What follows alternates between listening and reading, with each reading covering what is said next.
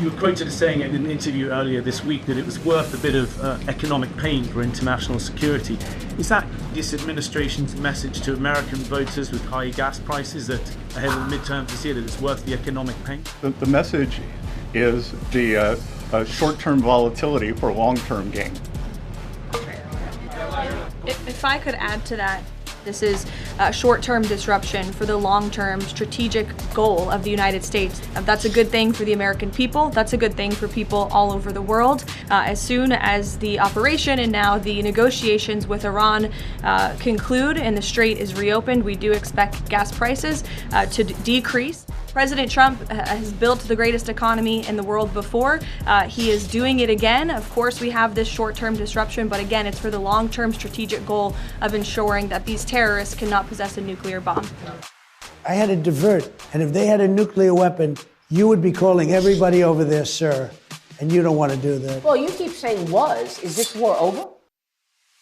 I think it's close to over, yeah. I mean, I view it as very close to over, and we're not finished. Thank you very much, everybody.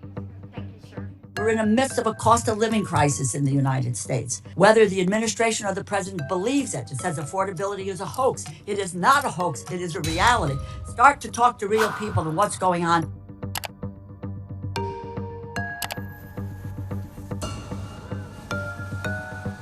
It is not just gasoline. Electricity prices in just my region of Ohio have doubled. Our world is more dangerous, and Russia continues to threaten nuclear escalation as China rapidly expands its arsenal. Iran, North Korea, and other actors collaborate and pose growing risks. And I saw it, and there's no ink. No administration has focused more on energy affordability than this Trump administration. No administration even close. In fact, the Biden administration spent a massive amount of money. Every energy source was driven up, and they spent money to drive it up. We're trying to do the opposite. We're releasing market forces to drive energy prices down. Excuse me, Mr. Secretary. I don't know what you're telling me. We're looking at gasoline prices go through the roof. This is an administration that decided on a war of choice in Iran and driving up these costs. I don't know if anybody thought about the consequences. What are you doing to address the price impacts? We're putting to end a 47-year conflict with a nation that's threatened peace, stability, American soldiers, and global supply of energy, about to get nuclear weapons. And in the midst of that crisis, gasoline prices today are $1 a gallon cheaper than they were in the middle of the Biden administration with no interruption. I'm sorry, of energy flow. I think you're living It's in just a the different facts. world, Mr. Chairman. I hear your sort of smug dismissal of our concern for energy costs and energy reliability. Mr. Secretary, it's entirely unjustified.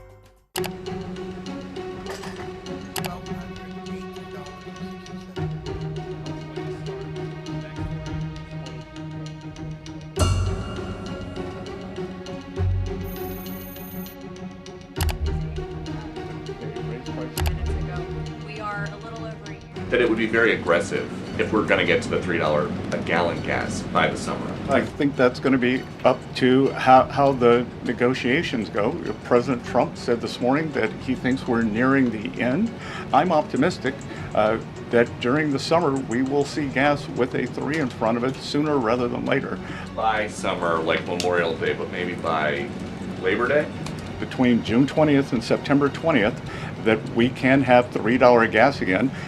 Yes or no, is $350 billion for the war in Iran lowering costs for Americans? Those Americans who ask us in every single town hall why they can't afford to live in this country.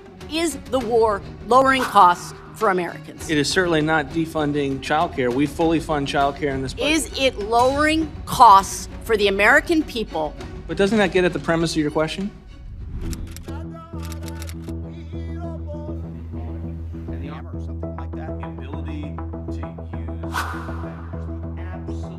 Saw electricity prices go up in Florida even before the president's actions in the Middle East. But the Department of Energy cuts programs and funding that would invest in more affordable and reliable energy, and instead it favors extending coal power plants well past their useful lifespan.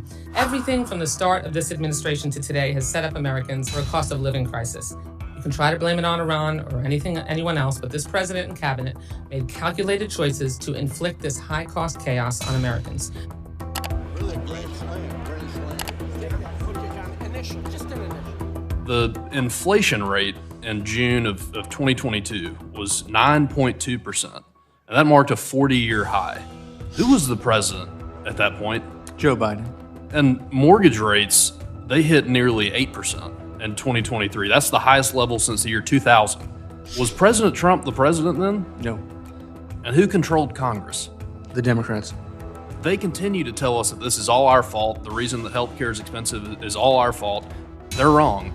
I don't know if it's their refusal to acknowledge the truth or that they're just simply not tethered to reality, but I just, for the life of me, can't understand why they continue to say that this is somehow Republicans' fault.